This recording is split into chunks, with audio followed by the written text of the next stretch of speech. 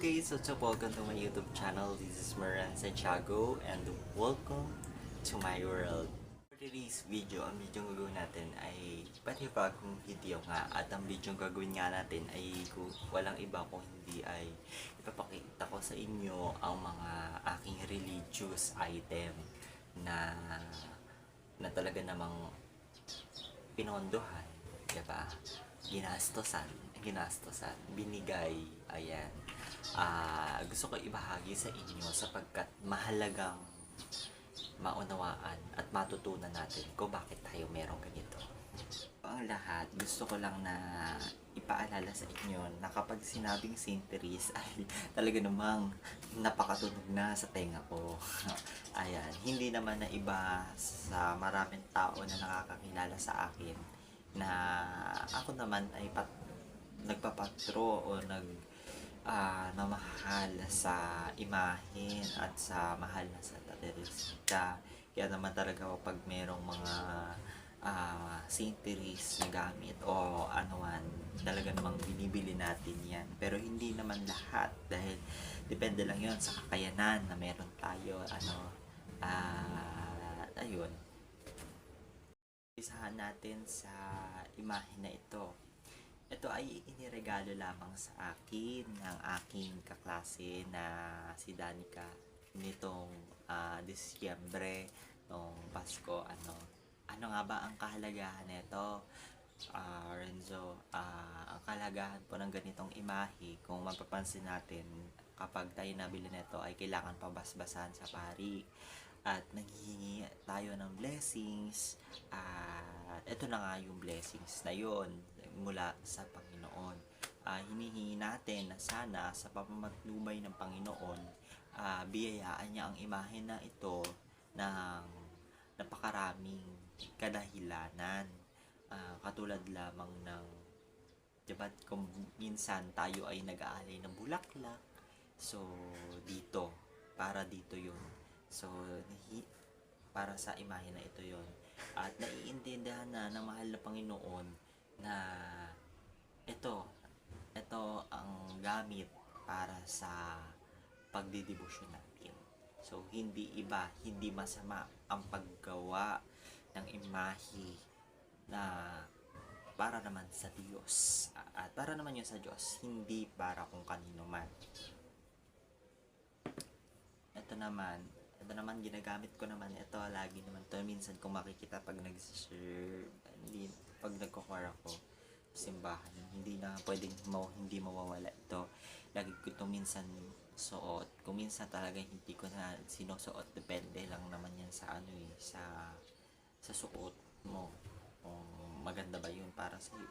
Ayun. Sinusuot natin yan para hindi naman po sa pagpapaganda, maalala natin na nandito palagi si Santa Teresita. Syempre, of course, meron tayong rosary. Anong sabi ni Mama Mary? Pray the rosary every day. So, sa pamamagitan ng rosaryo, iniligtas tayo ng rosaryo sa pang-araw-araw natin. Sa paanong paraan po? Sir, ito lagi yung sinasabi ko sa iba. Kung minsan, kapag tayo nananalang ng rosaryo, inaantok tayo. Kung paulit-ulit pag-rosaryo natin, humihinahon tayo sa rosaryo. At kung minsan nakakatulog tayo sa pag-rosaryo, ganun ang pagliligtas sa atin ng mahal na Birhen at ng Panginoon. Ang paggamit ng rosaryo, imbes na ang gawin natin ay kung ano-ano lamang, at least sa rosaryo nagagawa natin ang mataimtim na panalangin sa marami. At syempre, ipapakita ko rin sa inyo ang aking towel, Saint Therese towel. Nung dumating Saint Therese, ayan, nakabili ako ng Saint Therese. Mura lang naman yung mga ganito. And ito yung pinaka-special, mas maganda. So, ayan. Kung bakit tayo may towel na ganito ay para ipaalala sa atin na nandito palagi si Saint Therese sa atin o ang Panginoon sa atin. Depende sa kung ano yung bilhin, syempre. At sana sila ay gawin din natin yung mga buhay na ginawa nila alang-alang sa Panginoon. Ganon ang kahalagahan ng mga imahe na ito. Hindi dahil ano na lang sila, gano'n na lang.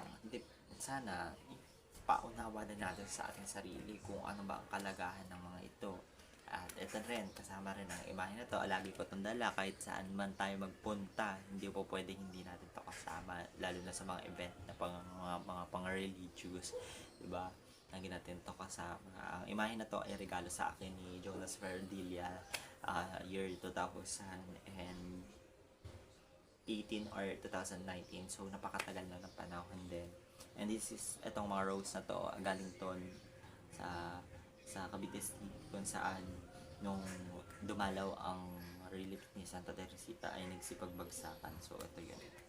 And this is binili ko siya, nilagay ko lang siya dyan. And, ito nga, ito yung mga napuntahan ng image na yan.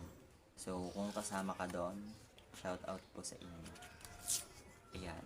Ayan yung mga patunay na talaga naman na nakapunta na sa beach. And, ano naman kahalagahan nito? Pray the Holy Rosary. Ito yung guide natin everyday. Kung hindi ka pa marunong mag-rosary, merong guide rosary sa St. Paul. So, pwede kang bumili. Yan. Hindi naman ako sponsored ng St. Paul, pero diba, at least maunawaan natin kung ano ang kalagahan ng Catholic faith. And, ayan.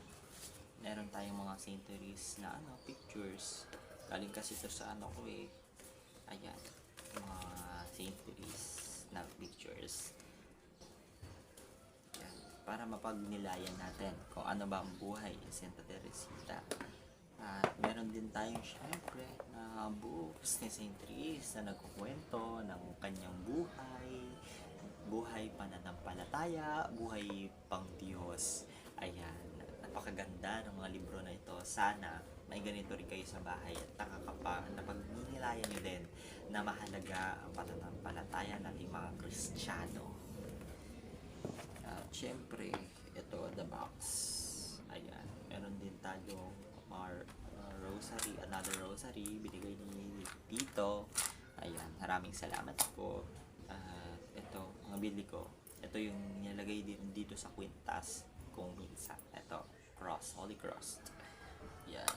And meron din St. Teresa and others. Bili ko yung tagal na rin yan. And ayan, Holy Eucharist. Ayan. And meron na dito mga Mama Mary na to. Mama Mary. Ayan, mga Mama Mary. Ayan, mga Mama Mary. Ito yung ginagamit kapag mag-serve. Pag nag-serve kayo. Binigay sa akin ni Sir RR. Thank you po. Ito po yung inyong Tapos, meron din ako dito nabili. St. John Paul. Yan, by St. Michael.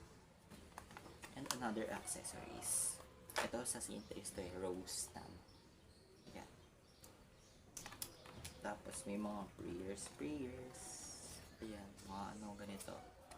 Prayers. Salamat nga po pala sa mga Marian procession kung minsan nakakapagbigay po sila ng mga item po nila sa akin. At huwag po kayo mag-alala. Inaalagaan ko po lahat po ng bigay ninyo. Ito, mga bili ko po ito. Mga binili ko ng mga item para at least may nabasa tayo ng mga panalangin. Ayan, andito rin po ang Mary Help of Christian. Ito. Mary Help of Christians and another. Ayan, maraming salamat po sa mga nagbibigay ng mga imahe nila. Hanggang sa muli po natin pagkikita. Meron din ditong rose. Another rose. Dito na lang po nagtatapos ang video na to. Please don't forget to like, share, subscribe, and click the notification bells for more coming updates video. Maraming salamat po mga ka-Christians.